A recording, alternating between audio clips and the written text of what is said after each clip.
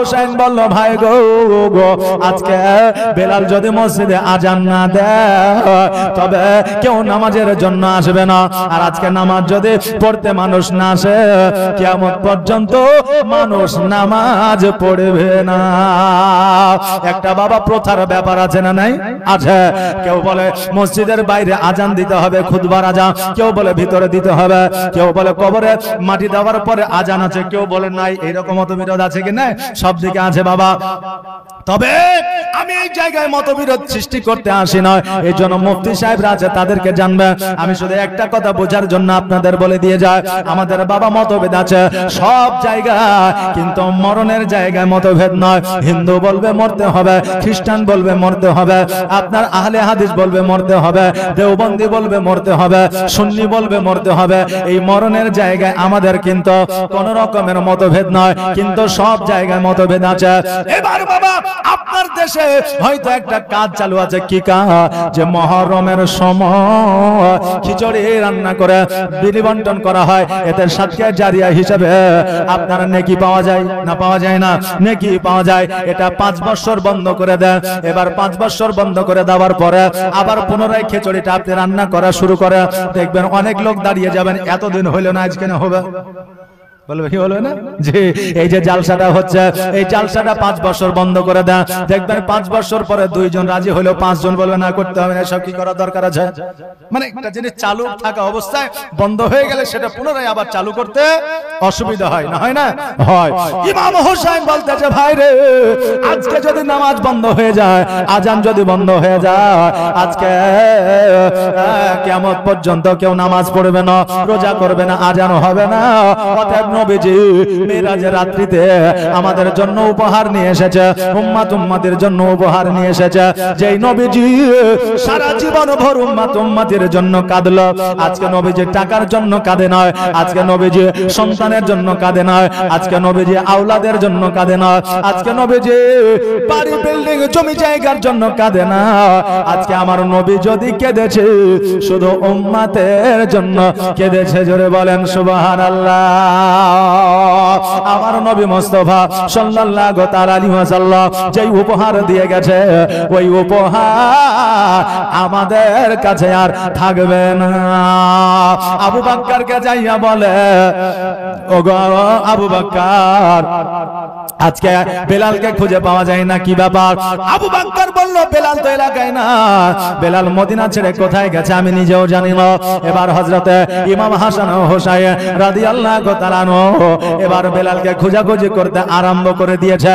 এখন তো বাবার ট্যাপ করা যাবে না, এখনকার মতো বাবা ট্যাপের সিস্টেম ছিল না, এখনকার মতো ইন্টারনেটের ব্যবস্থা ছিল না, কে কোথায় আছে খুঁজে বের করে নিবে।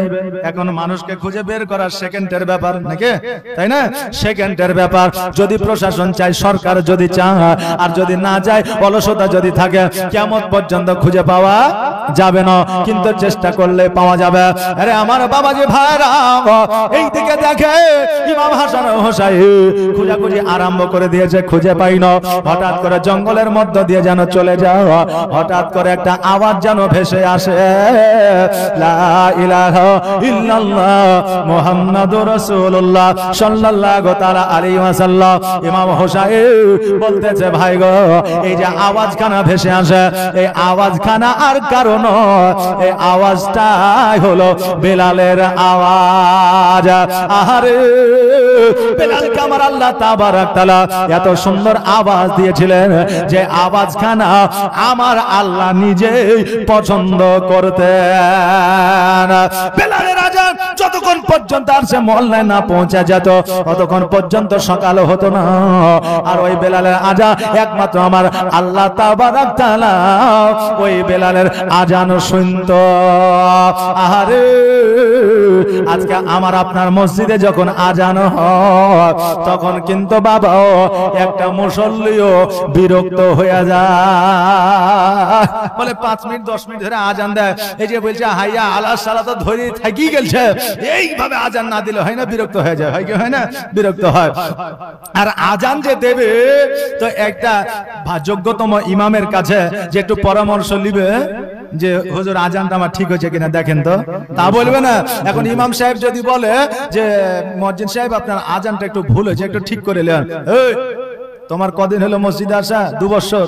আর আমার বয়স জানো, আমি 10 বছরতে আজান দিই। মানে ইমাম পরিবর্তন হয় কিন্তু মুয়াজ্জিন তার পরিবর্তন হয় না, কথা বলেন না। তা আমি 10 বছর থেকে মসজিদে আছি, তুমি আমাকে শিখাবে? তুমি 2 বছর হাজার ক বছর টিকবে তুমি ভাবো, আমাকে ভাবতে হবে না, কথা বললেন বেরাদার। এবার ওরা প্র্যাকটিসও করবে না। আসসালাতু খায়রুম মিনান নাওম, এরকম আওয়াজ দিবে না। ওরা বলে আসসালাত খায়রুল মিনার নাওম, কথা বললেন না। মানে খায়রুল যার নাম, ও ভাববে যে আমাকে ছাড়া সকালই হয় না, মানে প্রতিদিন ফজরে খায়রুলের নাম লিতেই হবে, কথা বললেন না। কিন্তু খায়রুল তার না, ওখানে খায়রুম আছে।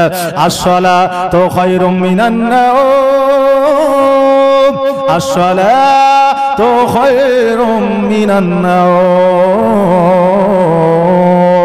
আল্লাহু আকবার, আল্লাহু আকবার, লা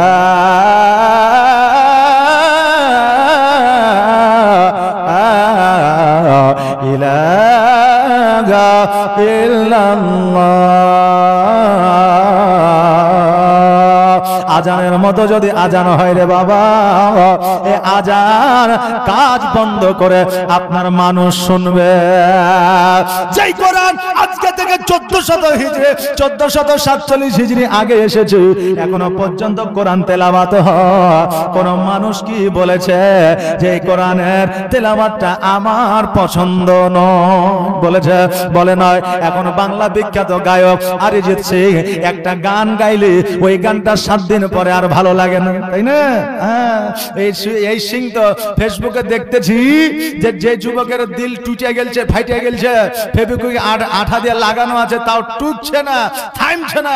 তো তাকে থামাইতে গেলে একমাত্র একটা সুযোগ আছে, তাকে অরিজিৎ সিং এর গান শুনতে হবে, কথা বললেন না বেরাদার। তো তার এত সুন্দর কণ্ঠ, তবুও 1 সপ্তাহ পরে আর শোনে না। কিন্তু এই কোরআন আজকে থেকে 1447 হিজরি আগে এসেছে, তবুও কোনো মানুষ বলে না যে কোরআনের তেলাওয়াতটা আমার ভালো লাগছে না। বলে যে বলে না। এরা আমার বাবা যে ভাইরা, তবে আজানের মতো আজান দিতে হবে। আমার নবী বলেছে আজান যদি শুদ্ধ হয়, কিয়ামতের দিন ওই মুয়াজ্জিনের মাথাটাকে উঁচু করে দেওয়া হবে, আর তাকে সম্মানিত করা হবে, উপহার দেওয়া হবে। আজকে বেরাদার জীবনের মধ্যে কথা আমি অনেকগুলো ভরে দিচ্ছি, কিন্তু এগুলো দরকার আছে না নাই? ইমাম হাসান হোসেনের জীবনী তো অনেক শুনছেন, আরো শুনবেন, আমার পরে বক্তা আছে তার মুখেও শুনবে। এখন 4-5 দিন 10 দিন এই মহরম উপলক্ষে কথা শুনবে, কিন্তু নতুন কিছু কথা শুনে যান বাবারে। কিয়ামতের দিন মুয়াজ্জিনের মাথাটা উঁচু করে দেওয়া হবে, সবাই চিনবে, তাকে উপহার দেওয়া হবে। পৃথিবীর যত মানুষ আছে প্রত্যেকে আপনার উপহার দেবে। মাস্টারের বাপকে উপহার দেওয়া হবে, মাস্টারকে উপহার দেওয়া হবে, মাওলানাকে উপহার দেওয়া হবে, মাওলানার বাপকে উপহার দেওয়া হবে। এ বাবা, একজন তালবে ইলমের বাপকে উপহার দেওয়া হবে, তালবে ইলমকে উপহার দেওয়া হবে। আজকে একটা প্রতিযোগিতা রেখেছেন এই জালসায়, কেরাত প্রতিযোগিতা বা গজল প্রতিযোগিতা। এবার প্রতিযোগিতায় যারা শামিল হবে তাদেরকে একটা প্রাইজ দিতে হয়, কি দিতে হয় না? যে একটা সরল মানে কি বলে উপহার, মানে পাস করুক আর না করুক তাকে একটা করে কলম দেওয়া হবে। এটাকে কি উপহার বলে? যে সান্তনা পুরস্কার। হ্যাঁ, সুবহানাল্লাহ। আর 1st, 2nd, 3rd যারা হয় তাদেরকে একটা পুরস্কার দেওয়া হবে। তো কিয়ামতের দিন সকলকেই পুরস্কার দেওয়া হবে। কাউকে তাজ দেওয়া হবে, কাউকে পাগড়ি দেওয়া হবে, কাউকে আল্লাহ যাকে যেমন ভালো লাগবে, ভালোবাসবে, তাকে তেমন উপহার দেবে। সকলকে উপহার দেবে। হযরত ইব্রাহিম আলাইহিস সালামকে বলবে তুমি কি উপহার নেবা? হযরত ইব্রাহিম আলাইহিস সালামকে আপনার সোনার মুকুট দেওয়া হবে, হযরত আদম আলাইহিস সালামকে সোনার মুকুট দেওয়া হবে, প্রত্যেকটা পয়গম্বরকে উপহার দেওয়া হবে, প্রত্যেকটা ওলি আউলিয়াকে আপনার উপহার দেওয়া হবে, প্রত্যেকটা বান্দা বান্দিকে উপহার দেওয়া হবে। শেষবারে আমার নবীকে বলবে নবী গো, আমি সবাইকে উপহার দিয়ে খুশি করে দিলাম, আপনি কি উপহার নেবেন বলেন?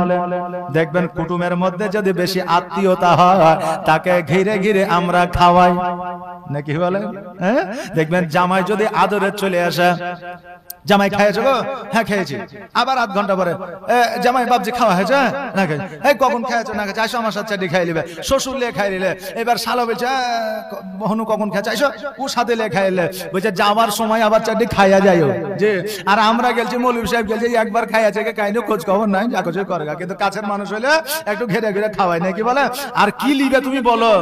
আমত আসলে, আনালেওয়া আসলে, তারপরে আপনার কুরবানি আসলে, ঈদ আসলে, বলে তুমি কি লিবে? জামা লিবে, প্যান্ট লিবে, জুতে লিবে, টুপি লিবে, কি লিবে বলো সেটাই দেবো। বলি কি বলি না?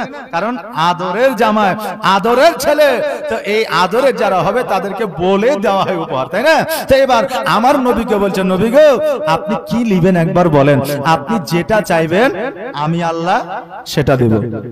আপনি যেটা চাইবেন আমি আল্লাহ সেটা দিব। আল্লাহ যাকে দেয় সেই পাই, আর আল্লাহ যাকে খাওয়ায় সেই খায়। রুজির মালিক কে? আল্লাহ। মওতের মালিক আল্লাহ, হায়াতের মালিক আল্লাহ। মৌলভী সাহেব বলেছে যে আল্লাহ যাকে খাওয়ায় সেই খায়, বাকি কেউ খেতে পায় না।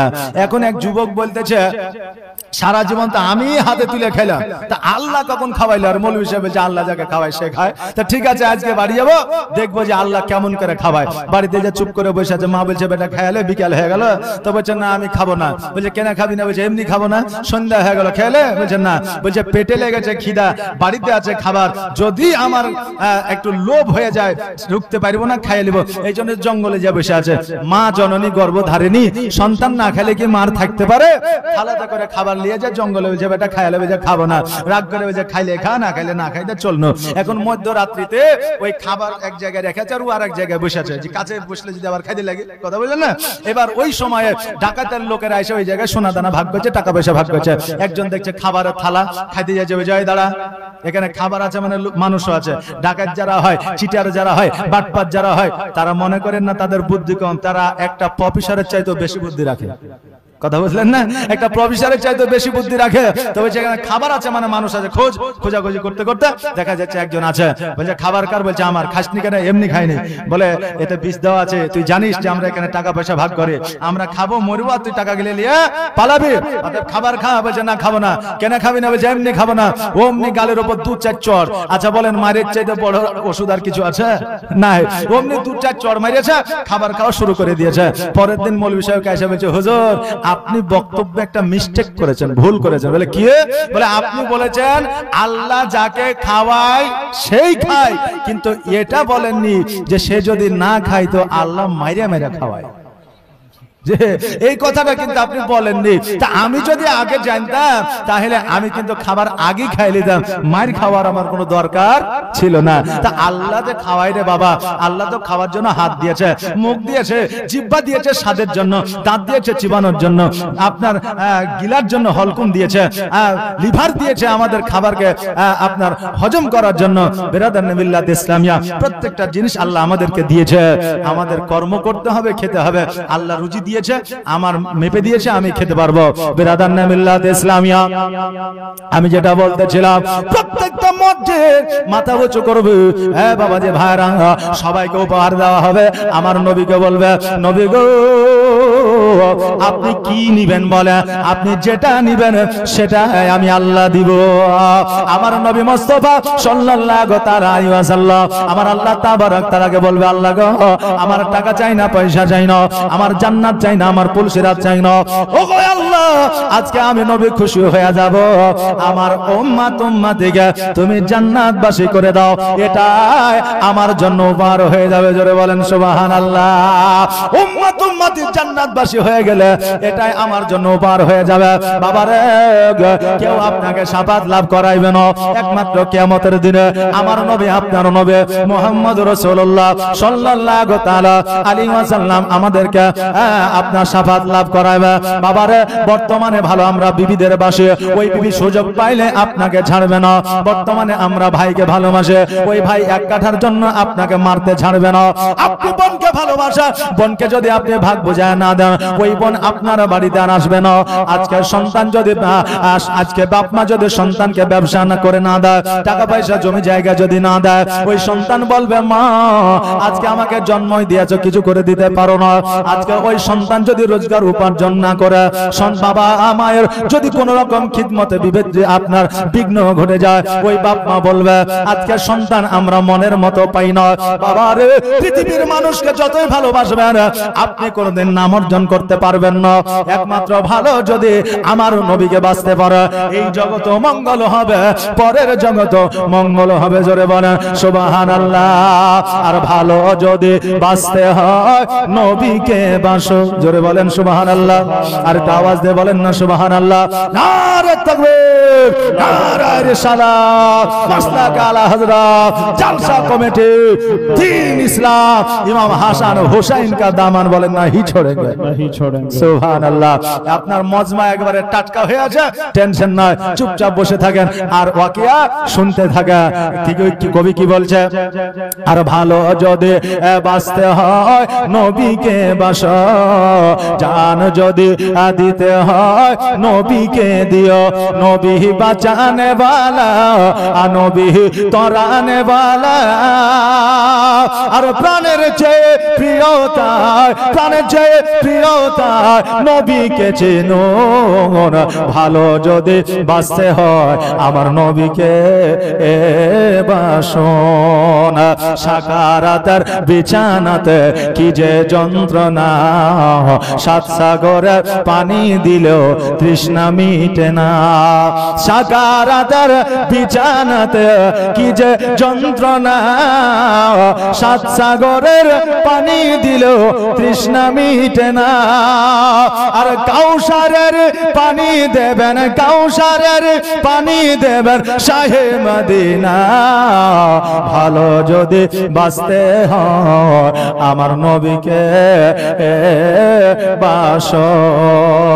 আল্লাহুম্মা সাল্লি সাইয়্যিদিনা মাওলানা মুহাম্মদ ওয়া আলা আলিহি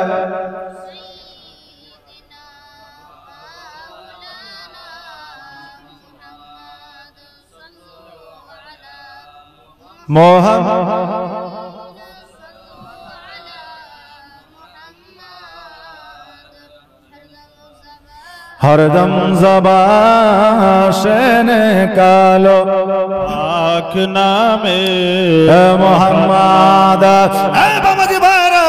আমার নবী মুস্তাফা সাল্লাল্লাহু আলাইহি ওয়াসাল্লাম আমাদের কেন ভালোবাসা দিয়েছে, আমরা কেন নবীকে ভালোবাসতে পারি না? ওই বেলা নবীর কালমা পড়তে আছে, আমার হোসেন বলতেছে ভাই এই গলাটা হোসেনের ছাড়া, এই গলাটা বেলালের ছাড়ার অন্য কারো নয়। এবার গুটি গুটি পায় বেলালের কাছে গেল। বেলাল আজকে মদিনা ছেড়ে জঙ্গলে কেন এসেছো? বেলাল বলতেছে আমার নবীর স্মৃতি আমার চোখে ভাসতে ছিল, আমি বেলাল থাকতে পারি না। আমার হোসেন বলল বেলাল রা পুনরায় তোমাকে মদিনায় যাইতে হবে, আজান দিতে হবে, পুনরায় মুসল্লিরা নামাজের জন্য আসবে। এইদিকে বেলাল বলতেছে শোনো গো, আমাকে অর্ডার করিও না, আদেশ করিও না। কেন না, কেন না গো? আজকে আমাকে যদি অর্ডার করো, আমাকে যদি আদেশ করো, আজকে আমি হয়তো যাইতে হবে, কিন্তু আমি যাইতেও পারবো না। হোসেন বলতেছে বেলাল শোনো রে, আজকে তোমাকে একটা কথা বলি শোনো। আজকে তুমি আমাকে বলছো যাইতে পারবো না, আজকে কার কথায় তুমি দ্বিমত করতে আসো? যেই হোসেন আমি নানাকে বললে নানা পর্যন্ত শুনতো, আজকে তুমি কি জানো না? আমার বেলাল বলতেছে আমি জানি, আমার নবী বলে দিয়েছে যে যারা ইমাম হোসেনকে মানলো তারা আমি নবী আমাকে মানলো, আর আমাকে যারা মানলো তারা খোদা আল্লাহ তাআলাকে দেখলো। বাবারে আজকে ইমাম হোসেন তো দূরের কথা, আমার আল্লাহ তাবারক তাআলা নিজেই বলে দিয়েছে যারা নবীকে মহব্বত করবে না, ভালোবাসবে না, আমি আল্লাহ আমাকে পাবে না। আর নবী ছাড়া আল্লাহ পাবি না, আরে দিবানা নবী ছাড়া না, আল্লাহ পাবে না। আল্লাহ বলে কোরআন পাকে আর যে জন পেতে চাও আমাকে, আল্লাহ বলে কোরআন পাকে আর যে জন পেতে চাও আমাকে, আর ধরো গিয়া নবীর দামান খানা আরে দিবানা, আর নবী ছাড়া আল্লাহ পাবি না। হোসেন বলল বেলাল রে, আজকে আমার কথা অমান্য করা মানে আমার নবীর কথা অমান্য করা, আর আমার নবীর কথা অমান্য করা মানে আমার আল্লাহর কথা অমান্য করা। ইসলামীয় এবার বেলাল বলল না না না, আমি তোমার কথা অমান্য করতে পারবো না, চলো চলো আমি তোমার সঙ্গে যাব ঠিকই, কিন্তু আমি বেলাল আমি হয়তো আজান দিতে পারবো না, আমি বেলাল আমার দ্বারা হয়তো সম্ভব হবে না। আমার হোসাইন বেলালকে সঙ্গে করে নিয়ে গেল, গোসল বানায় দিল, ওযু বানায় নিল, মিম্বারের উপরে উঠে গেল। এবার মিম্বারের উপরে উঠে যাওয়ার পরে আজানটা যেন শুরু করলো, আল্লাহু আকবার আল্লাহু আকবার আল্লাহু আকবার আল্লাহু আকবার, এইভাবে আজান শুরু করলো। যেমন আশহাদু আন্না মুহাম্মাদ রাসূলুল্লাহ বলতে যাবে, অমনি যেন অজ্ঞান হয়ে জমিনের মধ্যে পড়ে গেল। আমার হোসাইন লটায় পানি নিয়ে চড়তে চড়তে মিম্বারের উপরে গেল, যাওয়ার পরে মুখে হাতে চোখে আপনার পানি ছিটিয়ে দিল, জ্ঞানটা যেন ফিরে গেল। আমার বেলাল মাঝার নয়নে কান্না করে বলতেছে, হোসাইন রে আমার নবীর কথা মনে পড়ে যাও, আজকে নবীর কথা যখনই আমার অন্তরে চলে আসে আমি অটোমেটিক অজ্ঞান হয়ে যায়। হোসাইন বলে বেলাল আজকে অজ্ঞান হয়ে যাওয়া তো দূরের কথা, আজকে যদি তোমার মৃত্যু হয়ে যায় তবু তোমাকে আজান দিতে হবে, তুমি যতক্ষণ আজান না দিবা মুসল্লিরা আসবে না। বেলাল একবার নয় দুইবার নয় আপনার তিনবার অজ্ঞান হয়ে জমিনের মধ্যে পড়েছিলেন। চতুর্থবারের বেলায় আপনার আজানটা কমপ্লিট করেছিলেন। সাহাবীরা যে যেখানে ছিল কাজকর্ম রান্না বান্না ছেড়ে দিয়ে আজানের দিকে লক্ষ্য করেছিলেন, আর সাহাবীরা মনে করেছিলেন যে আবার নবী হয়তো পুনরায় ফিরে এসেছে। সবাই ছোট ছোট বাচ্চা ছেলে থেকে বড় পর্যন্ত আপনার মসজিদে ছুটে এসেছে। আসার পরে দেখছেন নবী নয়, সবাই যেন অঝার নয়নে কান্না করতে আরম্ভ করলো। হোসাইন যেন আপনার বক্তব্যের মাধ্যমে বুঝাইলো, ওগো নবীর সাহাবীরা আজকে নবীর সুন্নাতকে তোমরা আঁকড়ে ধরো, নবী যে উপহার দিয়েছে ওই উপহারটা তোমরা আঁকড়ে ধরো। আজকে তোমরা যদি এই সুন্নাত আর নবীর পথ যদি তোমরা আঁকড়ে না ধরো এগুলো বিলুপ্ত হয়ে যাবে, পরবর্তীতে আর কেউ এগুলাতে আসবে না। এবার বলল তবে ইমামতি কে করবে? এতদিন নবী মুস্তাফার পেছনে আমরা নামাজ পড়িতাম। আমার হোসেন বলল যেহেতু আমার নানা প্রথম খলিফা হযরত আবু বকরকে রেখে গেছে, এই আবু বকর নামাজ পড়াইবে আর আমরা মুসল্লি হইয়া নামাজ পড়িব। আবু বকর সিদ্দিক রাদিয়াল্লাহু তাআলা আনহু আপনার ইমামে দাঁড়িয়ে গেলে, মুসল্লায় দাঁড়িয়ে গেলে, সকলে যেন আপনার দাঁড়িয়ে গেলে এবার হাত কানা উঠায়া এবার যখন হাত বেঁধে নিয়েছে নিয়াত করে নিয়েছে আলহামদুলিল্লাহ রাব্বিল আলামিন আর রহমানির রহিম মালিক ইয়াউমিদ্দিন, এইভাবে যেন বাবা আস্তে আস্তে কাটা কাটা করে যেন কোরআন তেলাওয়াত করতেছে। সাহাবীরা মনে মনে ভাবতেছে আবু বকর তো এইভাবে নামাজ পড়ায় না, এত সুন্দর মধুর কণ্ঠে কোরআন তেলাওয়াত করে, এক পারা দুই পারা না পাঁচ পারা পড়িল আমরা নিজেই জানতে পারি না, কোরআনের মহব্বতে পড়ে যাই। জোরে বলেন সুবহানাল্লাহ। আর আমাদের মন মানসিকতায় আমাদের ইমাম যখন কোরআন তেলাওয়াত করে, যখন সূরা পড়ে আমরা মনে মনে মানে সূরাটা বড় হয়ে যাচ্ছে, কথা বললেন না? সুবহানাল্লাহ। বাবারে নামাজের মধ্যে যদি এইরকম অবস্থা হয় কিয়ামতে জবাব দিতে পারবা না। আল্লাহ বলেছে ইয়া আইয়ুহাল্লাযীনা আমানুস্তাঈনু বিস-সাবরি ওয়াস-সালাহ, আল্লাহ বললেন হে ঈমানদার ব্যক্তিগণ তোমরা সালাতের মাধ্যমে নামাজের মাধ্যমে ধৈর্য অবলম্বন করো, আর ধৈর্য অবলম্বনকারীকে আমার আল্লাহ পছন্দ করে।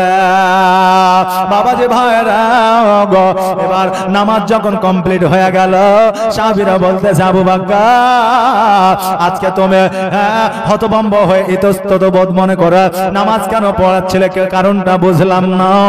আমার আবু বকর বলতেছে শোনো রে, একদিন আমার নবীজি আসরের জামাতে আসতে দেরি করেছিল, আমরা মনে করলাম নবী হয়তো আসবে না, এই জন্য আমি নামাজ পড়ানোর জন্য দাঁড়িয়েছিলাম।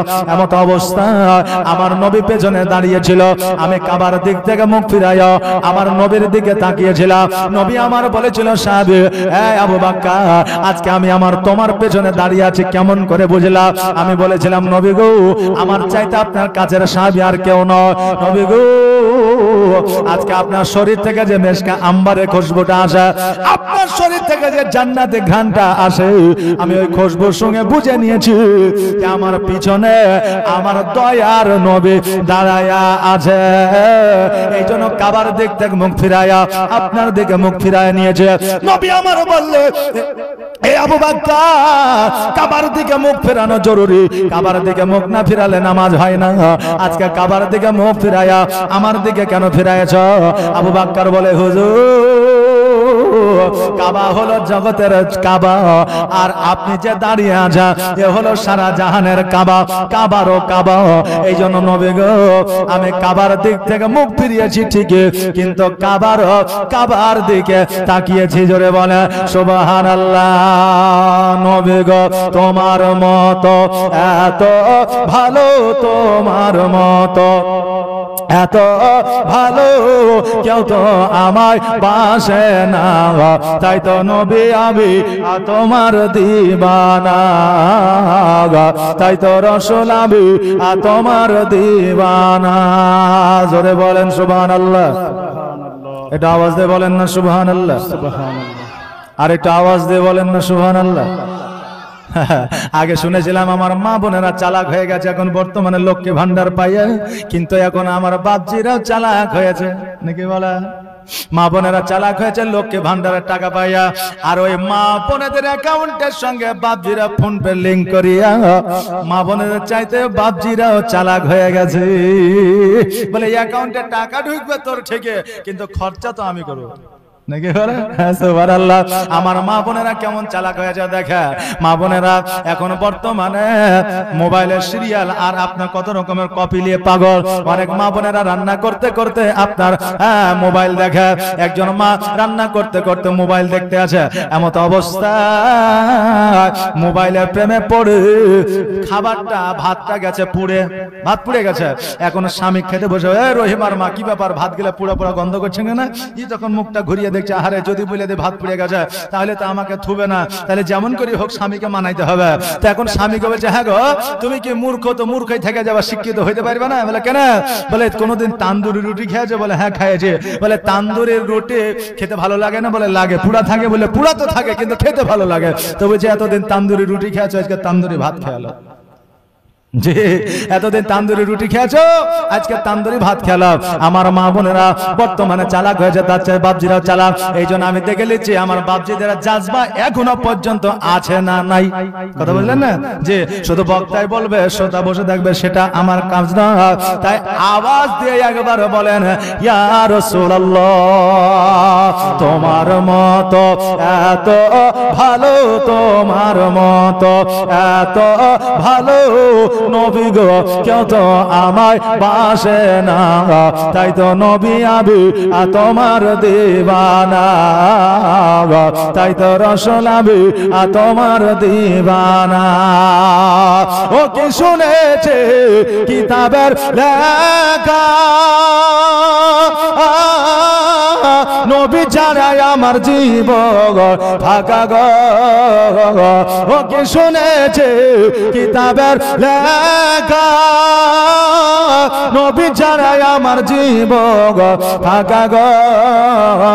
নবীজিকে ভালো না বাসিলে, নবীজিকে ভালো না বাসিলে আল্লাহ পাওয়া যাবে না, তাই তো নবী আমি তোমার দিবানা, তোমার মতো এত ভালো, তোমার মতো এত ভালো কেউ তো আমায় বাসে না, তাই তো নবী আমি তোমার দিবানা, তাই তো রাসূল আমি তোমার দিবানা। বাবাজি ভাইরা, আমার আবু বকর সিদ্দিক রাদিয়াল্লাহু তাআলা কত মহব্বত করতেন আমার নবীকে, আমার বেলাল আমার নবীকে কত মহব্বত করতেন। দেখেন পুনরায় আবার জারি রেখেছে। আজকে ইমাম হাসান ও হোসেন কারবালার ময়দানে শহীদ হয়েছে। আজকে ইমাম হাসান হোসেন কারবালার ময়দানে শহীদ না হইলে আজকে আমরা রোজা পাইতাম না, নামাজ পাইতাম না, হজ পাইতাম না, যাকাত পাইতাম না, টুপি পাইতাম না, আজান পাইতাম না, মসজিদ পাইতাম না। আপনি বলবেন কেমন করে? কারণ ইয়াজিদ ছিল আমার নবীর যে রাস্তা, ওই রাস্তাটা বন্ধ করার পক্ষে। আমার হযরত হোসেন যদি শহীদ না হইতো আজকে ওই ইয়াজিদ নবীর পথকে বন্ধ করে দিত। এই জন্য সবকিছু আমরা ভুলে যাইতাম। আজকে ইমাম হাসান ও হুসাইনের জন্য আজকে আমরা সবকিছু ফিরে পেয়েছি। আজকে ইমাম হাসান ও হুসাইন টাকার জন্য, পয়সার জন্য, রাজ সিংহাসনের জন্য ওই কারবালার ময়দানে শহীদ হয় না, শহীদ হয়েছে একমাত্র ইসলামকে দণ্ডায়মান করার জন্য। আর আজকে ওই ইমাম হাসান ও হুসাইনের স্মৃতিকে উদ্দেশ্য করে এই মাহফিল আমরা সাজিয়েছি নাকি বলে?